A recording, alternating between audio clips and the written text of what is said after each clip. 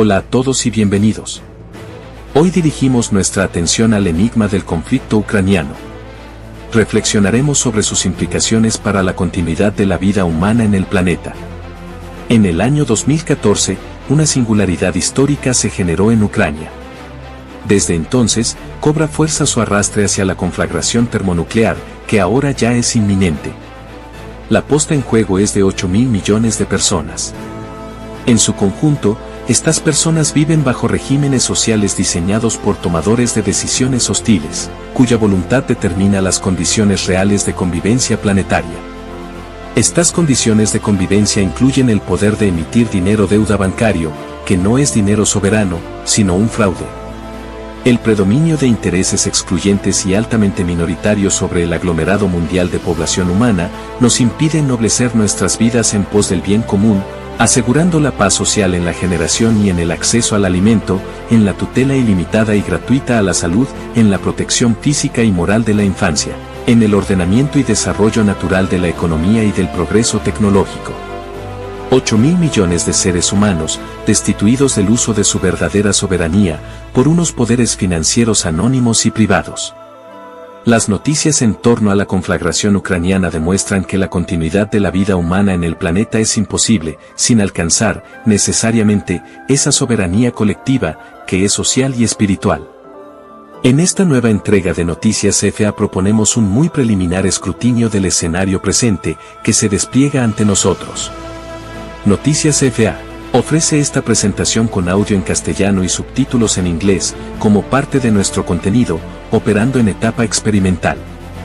Como es habitual, una reflexión independiente acompaña cada uno de los artículos de noticias seleccionados. Todas las noticias reportadas son de estricta vigencia en la actualidad mundial. Buenos días. Compartimos la siguiente propuesta informativa. Noticia destacada. Putin les dice a los ciudadanos rusos, trabajen como si estuvieran en primera línea. Como si estuvieran movilizados para el esfuerzo bélico. Fuente, Hal Turner Radio Show. En esta fuente se entrega la noticia con la opinión editorial sobre la misma. En este caso, Noticias FA comparte, en lo esencial, el mismo punto de vista. 30 de mayo de 2024. Con unos 500.000 soldados dentro de Ucrania y otros 200 a 300.000 que se enviarán en breve, el presidente ruso Vladimir Putin habló ayer al pueblo ruso sobre la guerra en Ucrania.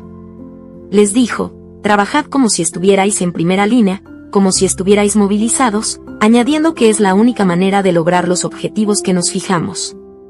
Hasta ahora, 10 países europeos han permitido a Ucrania atacar territorio de Rusia con sus armas: Reino Unido, Letonia, Lituania, Países Bajos, Polonia, Finlandia, Francia, República Checa, Suecia y Estonia.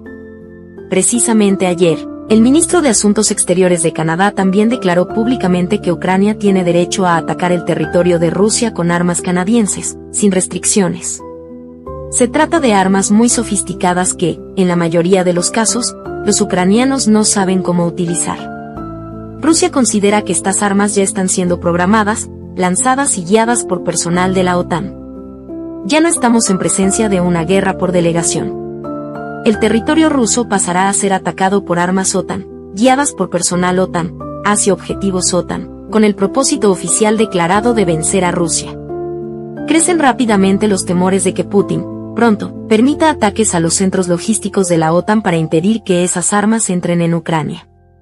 Si eso ocurre, la guerra será total. El occidente colectivo está decidido a colocar misiles de la OTAN y de Estados Unidos en suelo ucraniano, para que solo tengan un tiempo de vuelo de 5 minutos hasta Moscú. Para Rusia, es una cuestión de seguridad nacional. El error casi irreparable cometido por el presidente Putin, desde el año 2014, es haberse negado a pararle los pies, en Ucrania, al complejo financiero, político y militar estadounidense, recurriendo al único lenguaje que este complejo entiende, o sea, sus propias tácticas. Así, Rusia hubiera podido fácilmente imponer términos equitativos de negociación. Se trata del modus operandi llamado shock and awe. En castellano, trauma y asombro. Un estado de asombro y consternación frente a un inesperado despliegue de capacidad bélica, fuerza destructiva sobrecogedora y predominio táctico y estratégico, no nuclear. Nunca, sin embargo, hacerlo para imitar al mal ejemplo estadounidense, sino para dejar claro desde el principio, a los Estados Unidos, que elegir el camino de la provocación tiene consecuencias irreparables para ellos. En otras palabras, a los abusivos hay que pararles los pies, utilizando sus mismas maneras, por lo menos una vez en la vida. Hacerlo no implica asemejarse a ellos. Implica hacerse entender por ellos. Para que el concepto quede aún más claro, en febrero de 2022 la logística, las reservas de equipamiento y las vías de acceso militar occidentales a Ucrania podían haber sido rápidamente aniquiladas y Kiev ocupada si Rusia hubiese deseado realmente hacerlo. Pero dudaba. Más de 2 años después, las bajas reales ucranianas trepan los 600.000 soldados fallecidos, sin contar heridos y civiles. Las bajas rusas se calculan en decenas de miles y ahora aumentó el peligro de que intervengan armas termonucleares.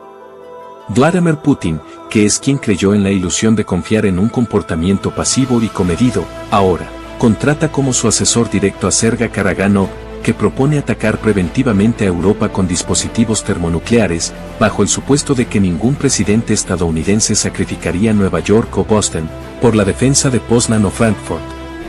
Al fracasar en disuadir a los Estados Unidos de competir en lugar de cooperar y, en su lugar, al pretender el mismo resultado esgrimiendo ante el abusivo estadounidense una ética de hombre de negocios, conforme a lo que podría describirse como anticuada ética burguesa y capitalista, que los Estados Unidos no tienen y no respetan, Vladimir Putin solamente consiguió hacerle el juego a sus detractores geopolíticos, quedando así Rusia atrapada en un conflicto que se arrastra, con proyecciones cada vez más sombrías. Noticia destacada. Boletín. Rusia mueve 11 submarinos nucleares al Océano Atlántico. Fuente. Defense Security Asia. 15 de mayo de 2024. Según se informa, Rusia ha desplegado 11 de sus submarinos de propulsión nuclear en el Océano Atlántico, una medida que los analistas militares de la región interpretan como una advertencia a la OTAN en medio del conflicto no resuelto entre Moscú y Kiev. Algunos analistas afirman que el número real que opera en estas aguas podría ser significativamente mayor. Esta información ha inquietado notablemente a los países de la OTAN, particularmente a Estados Unidos, impulsándolos a desplegar sus propios recursos de monitoreo y control. Sin embargo, según los analistas, es poco probable que la OTAN y los Estados Unidos puedan determinar el número exacto de submarinos nucleares rusos activos en el Atlántico. También hay informes de que dichos submarinos están haciendo apariciones más frecuentes cerca de Estados Unidos. El ejército ruso está más activo de lo que hemos visto en años, afirmó el general Chris Cavalley, un alto funcionario de la OTAN y Estados Unidos, responsable de las operaciones europeas relacionadas con las capacidades submarinas de Moscú. Según él, las patrullas de submarinos rusos en el Atlántico están en su punto más alto, desde la intensa rivalidad entre las dos partes durante la Guerra Fría hace décadas. Todo esto está sucediendo mientras ellos, Rusia, están involucrados en el conflicto en Ucrania, dijo el general. Michael Peterson, analista del Instituto Ruso de Investigaciones Marítimas, alega que a estos submarinos se les ordena, cada vez más, que operen cerca de las costas estadounidenses. Un alto funcionario militar estadounidense responsable de las operaciones en Europa informó que Rusia ha aumentado significativamente su presencia de submarinos en el Atlántico, superando con creces los niveles observados en años anteriores. Este análisis del ejército estadounidense contrasta con opiniones y conclusiones de otros analistas y observadores que sugieren que el conflicto en Ucrania ha afectado gravemente las capacidades del ejército ruso. En los últimos años, Rusia ha intensificado la construcción de submarinos tanto nucleares como convencionales, con el objetivo de penetrar puntos estratégicos en Estados Unidos y Europa. Actualmente, se dice que la Armada rusa posee 58 submarinos nucleares de diversas clases. El 29 de mayo de 2024, How Turner Radio Show entregó la siguiente interpretación de esta noticia. Rusia ha desplegado 11 submarinos nucleares en el Océano Atlántico. Cada submarino lleva de 6 a 16, en algunos casos, hasta 32 misiles, cada uno de los cuales puede contener de 6 a 10 ojivas nucleares. Una estimación cautelosa demuestra que, ahora, hay alrededor de 1000 ojivas en submarinos rusos que pueden dirigirse hacia la costa este de Estados Unidos, o quizás hacia el Golfo de México.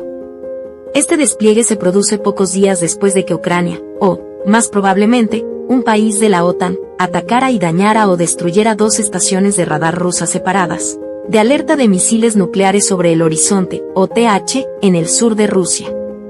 Cuando estas estaciones fueron atacadas, la falta de cobertura de radar abrió un agujero en la protección nuclear de Rusia.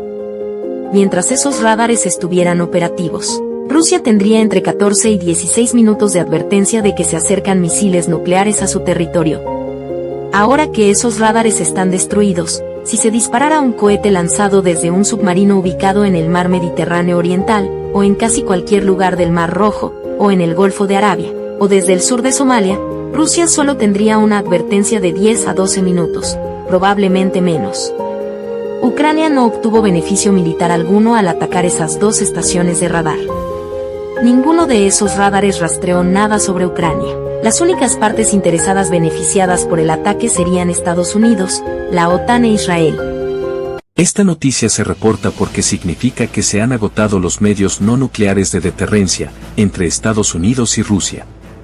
Los Estados Unidos están confiantes en su doble ventaja territorial frente a Rusia.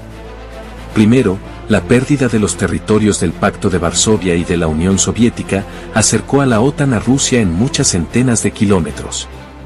Segundo, el territorio continental de los Estados Unidos cuenta con la separación geográfica marítima de un océano en cada costa. A través de la tecnología balística occidental, los estrategas estadounidenses y de la OTAN habían premeditado, hasta hace algunos años, tener capacidad para infligir un ataque nuclear rápido y letal, que dejaría incapacitada a Rusia, la cual, en caso de querer aún reaccionar, sufriría un segundo y aún más devastador ataque. En marzo del año 2018, en su discurso ante la Asamblea Federal de Rusia, Vladimir Putin dio a conocer la existencia de una plétora de armas pioneras de ataque nuclear con alcance global, algunas dotadas de velocidad hipersónica, otras con autonomía de vuelo virtualmente infinita basada en motores a reacción nuclear, otras aún descritas como cañones láseres, entre las más publicitadas. La veracidad de estos anuncios se ha ido confirmando a lo largo del tiempo. En todos los casos, sea en el aire, sea en el agua o en tierra, se trata de armamentos sin análogos en el mundo. Estas capacidades tecnológicas rusas no fueron anticipadas en Occidente. No obstante, y contra todo sentido común, la estrategia del primer ataque devastador estadounidense pasó a ser impulsada con aún más ahínco, en lugar de ser abandonada frente a la evidencia de su inaplicabilidad. Para perpetuar dicha estrategia, los Estados Unidos se valieron de Ucrania. Fue así como el alineamiento pro-occidental del gobierno ucraniano fue exacerbado en su hostilidad contra la identidad ruso-ucraniana, alcanzando el nivel de política de exterminio deliberado contra esa identidad, hasta desatar la guerra civil de Kiev contra el este ucraniano, que propició el ingreso militar de Rusia en febrero de 2022. Ucrania es la plataforma de misiles de ataque al corazón de Rusia que la OTAN decidió adquirir, sea cual fuese el costo para los ucranianos. Noticia destacada. Extracto de la entrevista a Sergei Lavrov, ministro de Relaciones Exteriores de la Federación Rusa, concedida a la agencia de noticias Rossiya Segodnya. Fuente: Cancillería de Rusia. 31 de mayo de 2024. Pregunta: ¿los objetivos estratégicos rusos, incluidos los nucleares, podrían ser impactados por misiles estadounidenses de tiempo de vuelo corto, si Estados Unidos despliega misiles con base en tierra de alcance medio, y más corto en Europa y la región Asia-Pacífico? ¿Qué medidas adicionales relativas a la disuasión nuclear podría tomar Moscú en tal caso? ¿Será suficiente si respondemos de forma simétrica? Sin duda, usted tiene razón acerca de que desplegar los misiles estadounidenses de alcance medio y más corto en las regiones mencionadas crearía un serio desafío para nosotros en materia de seguridad. A propósito, no es un problema solo para nosotros. En la declaración conjunta aprobada al término de la reciente visita del presidente ruso, Vladimir Putin, a la República Popular China, se subraya que dichos pasos desestabilizadores de Estados Unidos son una explícita amenaza tanto a nuestro país como a China. Por lo tanto, hemos convenido con los colegas chinos en fomentar la interacción para hacer frente al comportamiento irresponsable de Washington que socava la estabilidad internacional. No dejaremos sin reacción el hecho de que los estadounidenses implementen los planes de desplegar los misiles con base en tierra de alcance medio y más corto. En particular, en esta situación, inevitablemente serán anuladas las unilaterales limitaciones que Rusia se impuso tras la retirada de Estados Unidos del Tratado INF. No descartamos que se den otros pasos de disuasión nuclear, puesto que los misiles estadounidenses de emplazamiento avanzado podrían batir los puestos de mando y las áreas de despliegue de nuestras fuerzas nucleares. Es de incumbencia del presidente ruso tomar las decisiones pertinentes en tales asuntos. Pregunta: ¿está examinando Rusia la posibilidad de incrementar los ejercicios militares conjuntos con China en respuesta a las actividades de Estados Unidos en la región Asia-Pacífico? La interoperabilidad militar con China se basa en un alto nivel de confianza mutua. La cooperación ruso-china busca fortalecer la seguridad internacional y se efectúa según las normas de derecho internacional. El aunar nuestros esfuerzos no apunta contra terceros países. Nosotros y nuestros amigos chinos debemos tener en cuenta las tendencias negativas político-militares en la región Asia-Pacífico y tomar medidas para neutralizar sus consecuencias. Compartimos la opinión acerca de la importancia de fomentar la cooperación no solo bilateral, sino también multilateral en el ámbito de la defensa. Este entendimiento está refrendado en la declaración conjunta firmada al término de la visita del presidente ruso, Vladimir Putin, a la República Popular China. El plan concreto prevé ampliar los ejercicios conjuntos y la instrucción militar, ejercer patrullas navales y aéreas, desarrollar las capacidades de reacción conjunta. Pregunta: se ha informado que los cazas F-16 enviados por varios países de la OTAN aparecerán en Ucrania próximamente. El Ministerio de Asuntos Exteriores ruso ha subrayado que Moscú percibe dichos aviones como portadores de armas nucleares. ¿Cómo responderemos a la incorporación de dichos cazas en las Fuerzas Armadas ucranianas? El nutrir el régimen kievita de armamentos cada vez más destructivos evidencia que Occidente no tiene interés en terminar el conflicto. Los suministros de cazas estadounidenses F-16 no cambiarán la situación en la línea divisoria. Estos aviones serán eliminados, al igual que los demás tipos de armas que los miembros de la OTAN envían a Ucrania. Asimismo, cabe tener en cuenta que los cazas F-16 han sido los principales portadores en las denominadas comparticiones nucleares de la OTAN. Por lo tanto, no podemos calificar los suministros de dichos sistemas al régimen kievita de una señal deliberada de la OTAN en materia nuclear. Se intenta dejar en claro que Estados Unidos y la OTAN literalmente están listos para todo en Ucrania. No obstante, confiamos en que los ejercicios ruso-bielorrusos en curso que buscan el objetivo de ensayar empleo de armas nucleares no estratégicas hagan entrar en razón a nuestros oponentes, recordándoles las catastróficas consecuencias de la escalada nuclear. El destacado canciller ruso exhibe su elevado profesionalismo y coherencia, porque todas sus declaraciones son consecuentes con los hechos en el terreno. En el tiempo transcurrido desde el inicio de la operación militar especial rusa en Ucrania, la línea diplomática rusa se mantuvo congruente con la búsqueda de fundamentos duraderos para establecer relaciones amistosas con Occidente. Esta línea diplomática ha sido tanto más actuante y constructiva, cuanto menos ha sido decidido y contundente el accionar militar ruso en el terreno. Toda la iniciativa y pulso firme que faltó en el aspecto militar, Rusia lo supo producir en el aspecto diplomático. El problema reside en que Occidente se ha vuelto incapaz de negociar honestamente cualquier diferencia de intereses ante cualesquiera interlocutores. Con el fin del comunismo, los Estados Unidos desarrollaron la etapa final y más patológica del síndrome de suprematismo, o del excepcionalismo, del que ya no serán capaces de salir pacíficamente. El resto de países vasallos occidentales obedece y cumple, como lo demostró, por ejemplo, Alemania, al permanecer sumisa y muda frente a la destrucción física, a mano y mando estadounidense, de los gasoductos Nord Stream 2. De esta forma, toda la precariedad de la posición defensiva y reactiva rusa, frente a la postura agresiva a ultranza de la OTAN, se vuelve evidente en el momento en que los hechos producidos por Occidente, como los F-16 a Ucrania, son confrontados por las palabras proferidas por Lavrov.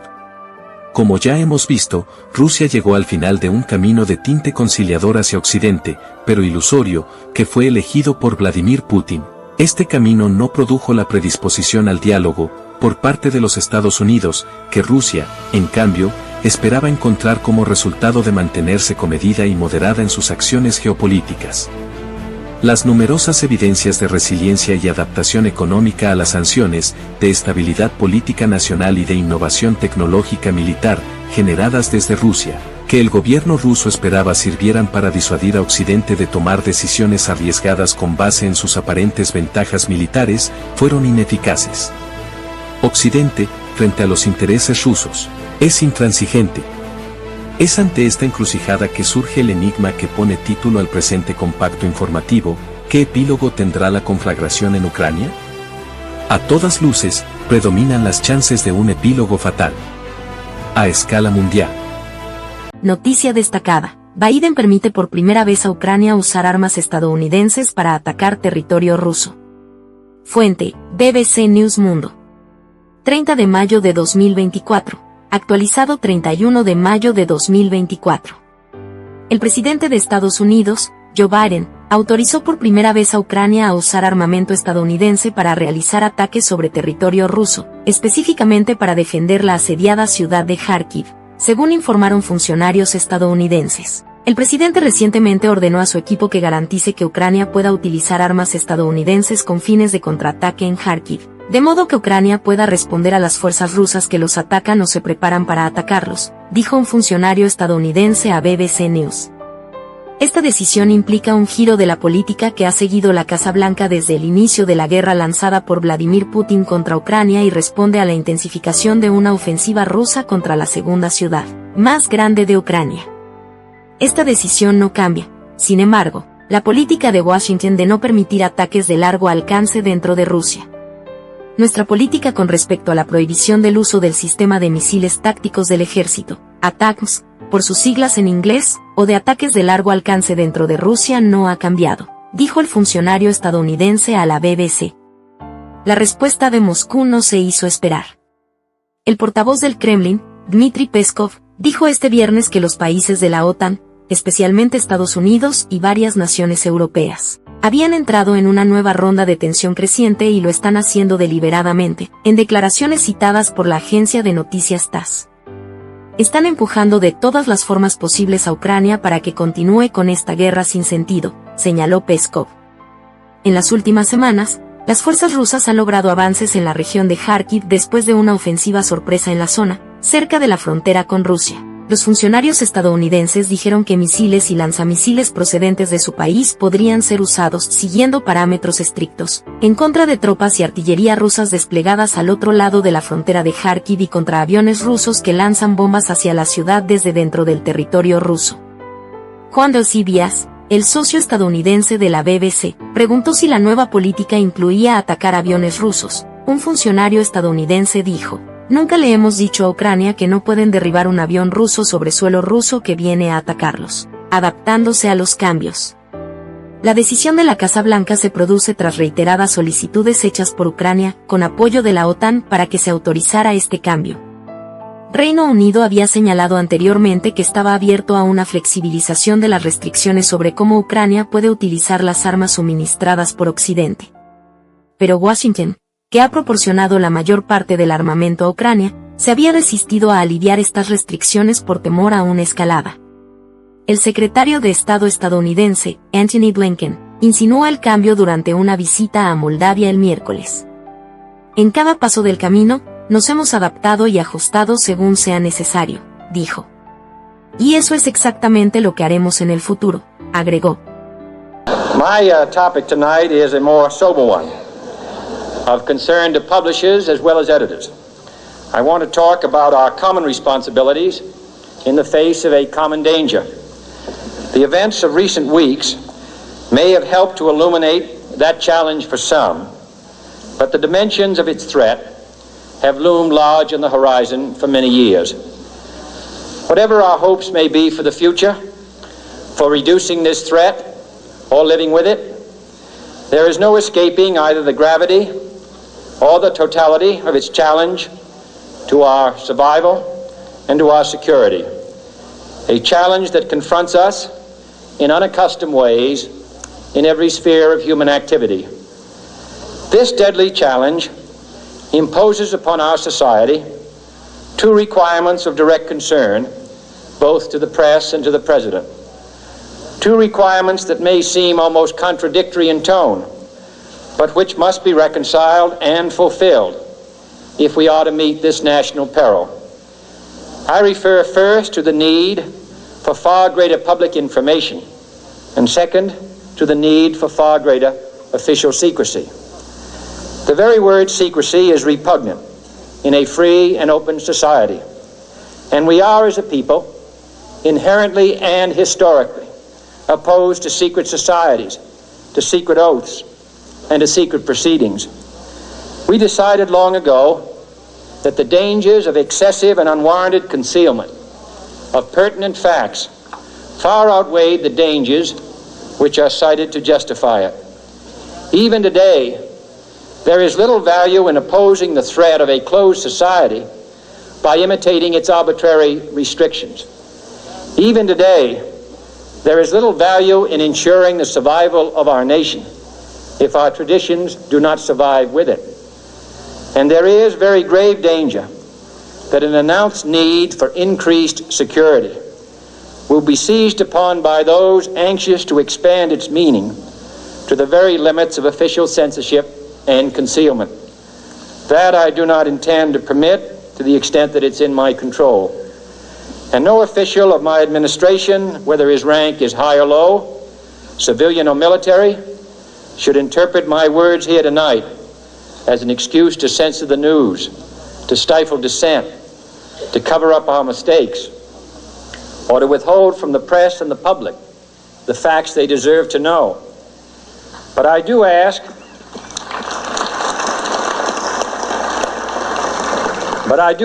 every publisher, every editor, and every newsman in the nation to re-examine his own standards and to recognize the nature of our country's peril.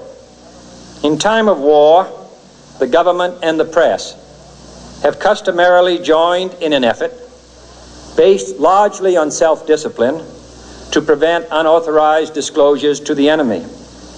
In times of clear and present danger, the courts have held that even the privileged rights of the First Amendment must yield to the public's need for national security. Today, no war has been declared, and however fierce the struggle may be, it may never be declared in the traditional fashion. Our way of life is under attack. Those who make themselves our enemy are advancing around the globe. The survival of our friends is in danger, and yet no war has been declared. No borders have been crossed by marching troops. No missiles have been fired.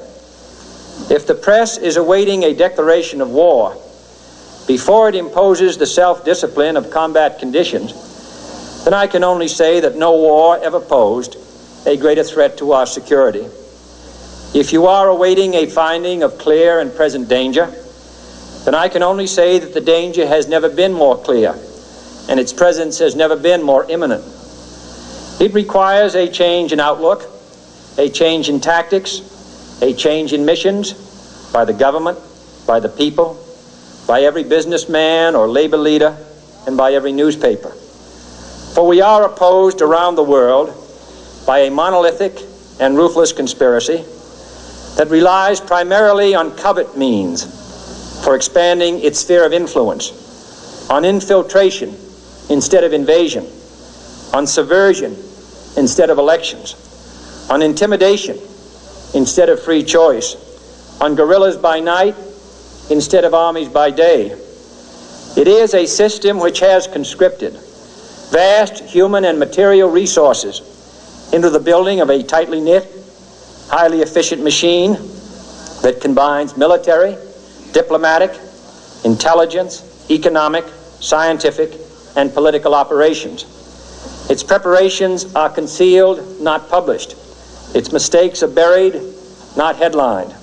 Its dissenters are silenced, not praised. No expenditure is questioned, no rumor is printed, no secret is revealed. It conducts the Cold War, in short, with a wartime discipline no democracy would ever hope or wish to match. John F. Kennedy fue el último presidente estadounidense en servir los intereses reales del pueblo y no aquellos de una plutocracia elitista, empoderada con el cabildeo de parlamentarios y con la dotación pública de agencias de inteligencia y seguridad del Estado.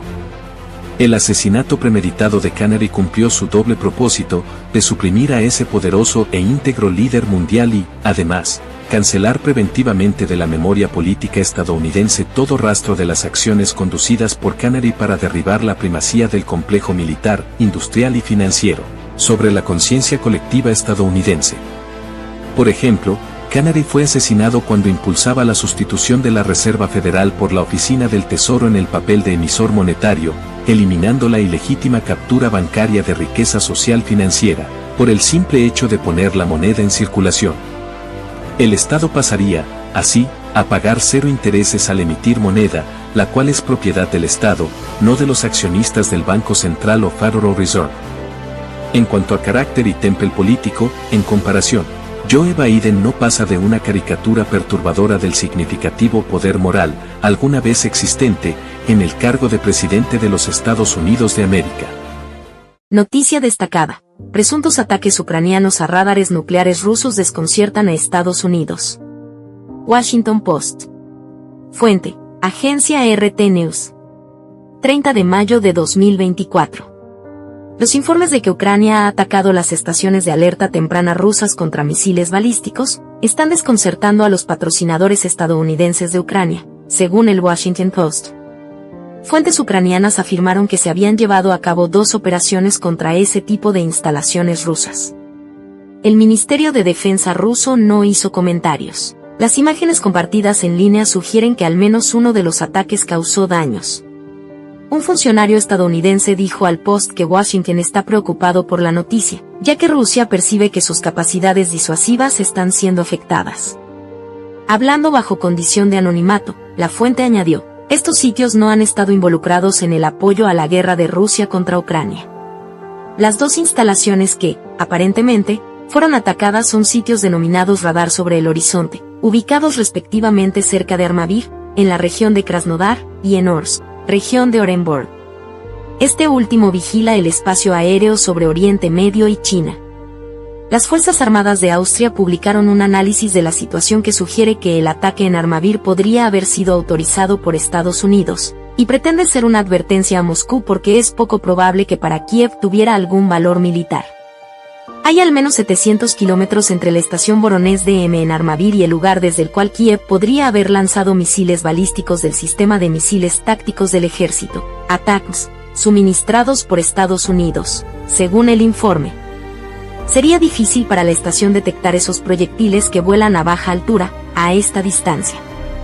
Los misiles balísticos intercontinentales vuelan a altitudes de hasta 2.000 kilómetros y son detectables desde distancias mucho mayores. Mientras que, anteriormente a este último evento, abstenerse de responder proporcionalmente a los ataques contra el puente de Crimea, contra los gasoductos Nord Stream 2, contra áreas urbanas civiles rusas y contra el propio Kremlin, eran opciones elegidas por Putin. Ahora en cambio, dejar de responder proporcionalmente a los ataques contra las instalaciones de radares de alerta temprano antinuclear rusas, se convirtió en una imposición occidental al gobierno ruso. Rusia perdió enormes márgenes de disuasión porque, debido a su renuencia en detener al principio la guerra en Ucrania de la única manera posible ya descrita, la escalada se aceleró prácticamente fuera de control. Tanto es así, que los misiles y drones lanzados contra territorio ruso desde Ucrania pertenecen a la OTAN, los especialistas operadores de las lanzaderas pertenecen a la OTAN, los cargos militares planificadores de los ataques pertenecen a la OTAN y los beneficios de la destrucción causada a Rusia pertenecen, igualmente, a la OTAN. Rusia se encuentra constreñida, ahora, a tener que soportar el daño y la humillación en silencio o, simplemente, atacar directamente territorio de la OTAN. Lo que Rusia pudo resolver al interior de las fronteras de Ucrania, alguna vez, ahora ya no se podrá decidir allí.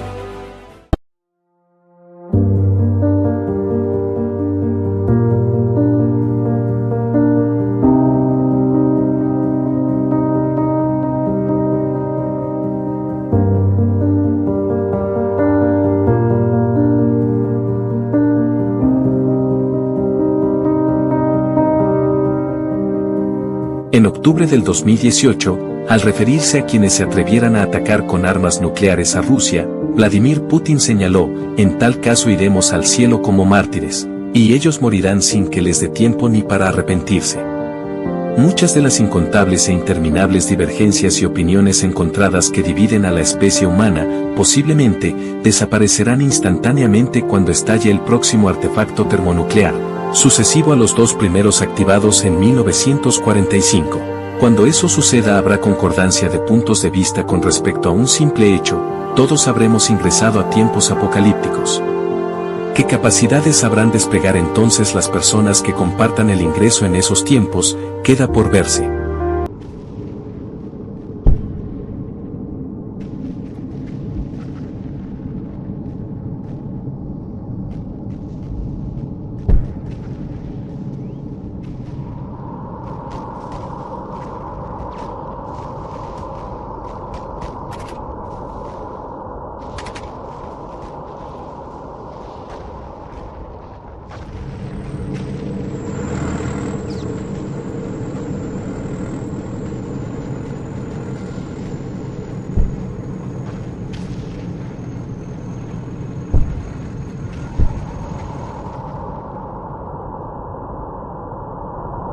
Север 50, восток 100.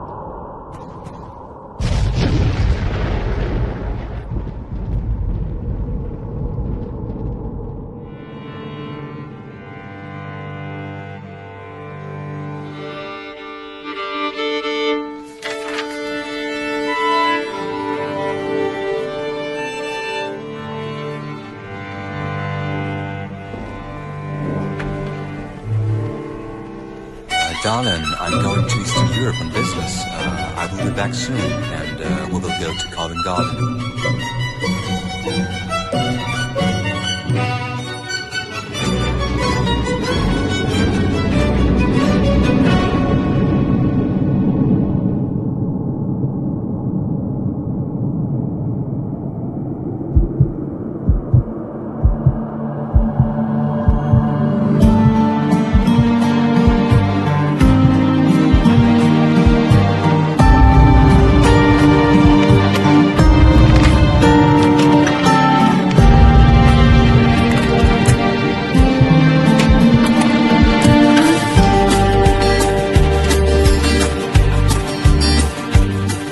Стоим в поле с братом Колей на 7 ветрах. Друг на друга автоматы, пальцы на гурках. Кто ж тебе шепнул на ухо, на груди пригрел загар? Что ты забыл, Колян, братуха, забыл, что я твой брат? Ты забыл, сколь нами вместе прочитано? Мы с тобой в одних пеленках да соплях. Ты забыл, братан, что там под Черниговым мама Тоня нас с тобою родила? Стоим двое с братом Колей на берегу Днепра. Ты налево, я направо. Почему же так? Жаль, без потерь не будет сладу. Поймешь ли без гранат, что ты за тех, а я за правду? Вот оно-то как. Ты забыл, как друг без друга было туго нам. Когда я в Белгород рванул, ты загрустил. Ты забыл, Колян, забыл наш Грайворон, где ты мою Полинку крестил. Стоим с братом, с автоматом, с гневом на лице. Прости, Колян, но я не смог остаться в стороне. Это тоже брат, моя земля, здесь дед лежит и мать. И знай, врагу я не отдам ни метр и ни пять. Ты забыл, братан, как мы пахали и сеяли, как скач под Волновах на конях. Что же мы с тобой, братишка, наделали, что теперь стоим на разных сторонах?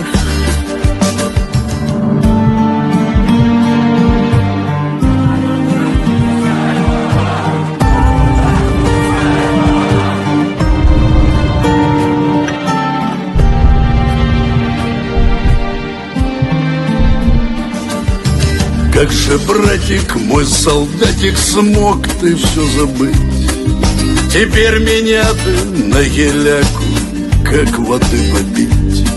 Как вышло так, скажи, братуха, повело тебя. Пустил ты в дом себе гадюку трехголового червя. Ты забыл, братан, себя, ты забыл людей. Тебе вспомнить Ленинград и ходы. Ты забыл, братан, забыл, как дед Матвей под Прохоровкой гадину давил. Лежим двое с братом Колей, рваные тела. То ли Коля, то ли Поля, и что-то от меня. Раскуроченные танки, вырванный кадык и саперная лопата в груди моей торчит. Нужны ли мы теперь кому-то, кто маслице подлил? Тот, кто тебе шепнул на ухо, давно уже свалил. А ветер песню пел в степи, пронизывал. Ой ты, маты, Украина, как же так?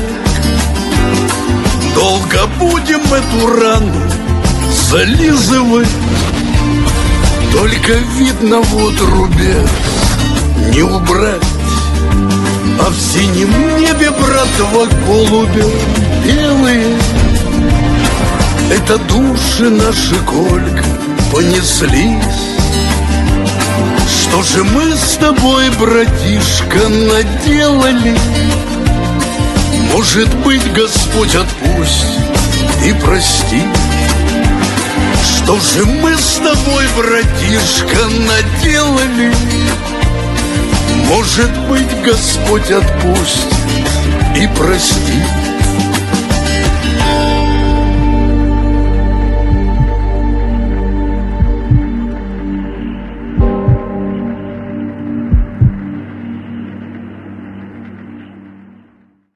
Estimados amigos, esto es todo en relación con este paquete de noticias internacionales.